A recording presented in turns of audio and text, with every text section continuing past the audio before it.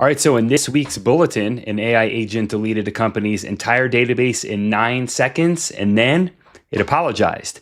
We've got a 4-prompt chain that hands you a plan for your first $200 in a day. The reason software you use is on borrowed time, and a Claude skill that makes your agent lazy in the best possible way. Plus, what just shipped to your operating system. So let's get into it.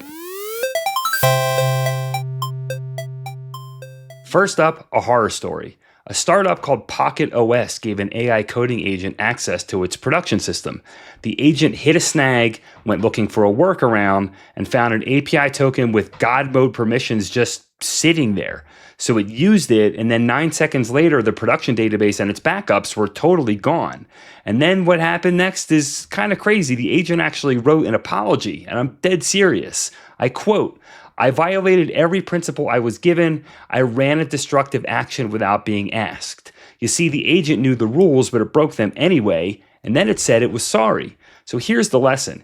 Agents are probabilistic. They are not deterministic. They use judgment. They take the fastest path to done, and if a rule's in the way, they might decide that it doesn't matter. It's basically like iRobot. Give the machines 3 laws to protect humanity, and they conclude that the best way to protect humanity is to take over. Rules followed. Outcome, a Will Smith movie. So what do? You put your guardrails in the infrastructure, not the prompt. Before an agent touches your code, lock down what it can reach, read only by default, permission scope to one job, a human approval gate on anything you can't undo. Be careful is a vibe. A permission it can't exceed is a wall.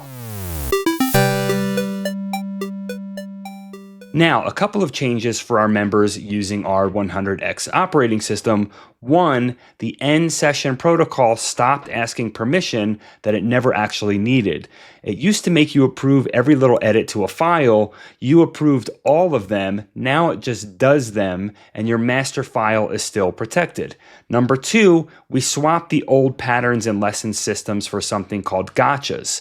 You see, the old one was a hoarder. It wrote down every lesson, it read none of them, and it ate context every session. Gotchas is short, it's strict, and it's actually used by the operating system.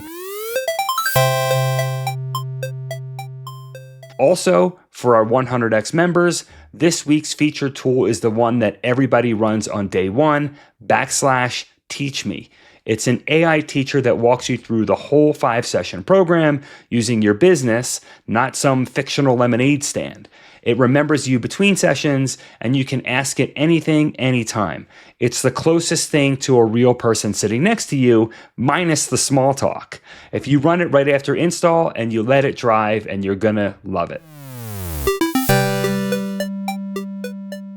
Now, the prompt of the week is a 4-step chain that walks you from, I want an extra $200 a day, to an actual 48-hour action plan, each prompt feeding the next. Now, I won't read all 4 out loud, the full chain's in the community bulletin, but the money angle's just the hook. The real skill here is the chain. The shift is when you want a real outcome, stop thinking, what's my question, and start thinking, what's my plan? One question and the agent wanders off into left field.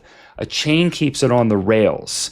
Start at where you want to land, then work backward, each step a link building on the last.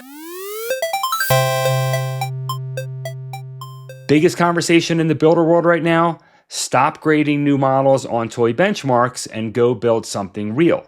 The move blowing up is cloning a SaaS you already pay for into an app that you own, and the trick is handing the model screenshots of what you want instead of a blank prompt. But the real headline's bigger. SaaS is over as a product. Custom software beats rent forever software because the tool you build fits exactly how you work. For years, you bent your workflow around the software. Now you build the software around the workflow. And when it changes, you change the tool literally overnight. Try filing a feature request with your SaaS vendor and see how far that goes. Your move is to pick one tool you barely use, screenshot the 2 screens you actually touch, and rebuild just that as something that you own. Last one is a repo blowing up on GitHub right now called Ponytail. It makes your coding agent write the minimum code like a lazy senior developer. Before it writes anything, it asks, does this need to exist? Is it already here? Can one line get it done? Lazy about the solution, never about reading your code. Why care? We've handed coding to agents, we're not reading the lines, and most of us couldn't even if we tried, right? Left alone, agents overbuild like a contractor installing a chandelier when you ask for a light switch. Install lines in the bulletin, so check it out. Less is always more when you can't review the code yourself. Your job is to be the manager to make sure the agent checks its work, then check the checker. That's all for now, so if you like this video, please give it a like and subscribe, and if you want access to the exact operating system I run my businesses on, definitely check out our builder community in the link below.